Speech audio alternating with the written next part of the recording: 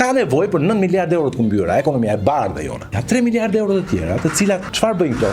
Ulin vlerën e euros. 3 miliardë janë këto që dim ne. Pra që janë Po këta që nuk dim ne, sa mund të jenë? Në ditën që guvernatori del në parlament dhe jep deklaratën, deklaratën e rreme që rënja e euros është tërësisht e justifikuar nga themelet ekonomike. Po atë ditë Spaku sekuestroi 600 milionë eurosh. Vin fizikisht, pra mbushen makina me para, kjo është ndër rrugët e mushkave dhe kalojnë në dogan. Problemet për mua zgjidhen kur zëri është shumë i madh, shumë i fortë, shumë i artikuluar. Atëherë bëhet presion, por neve janë mbi 120.000 milion lek në fund të muajit, pra ne po vdesim. Në rast të rritjes së kursit të ndimit në 140 për një periudhë shoku, po flasim 6 muaj ose 1 vit. Ekonomia shqiptare humbet më shumë lek në përqindje se sa çka humbur me krizat piramidale.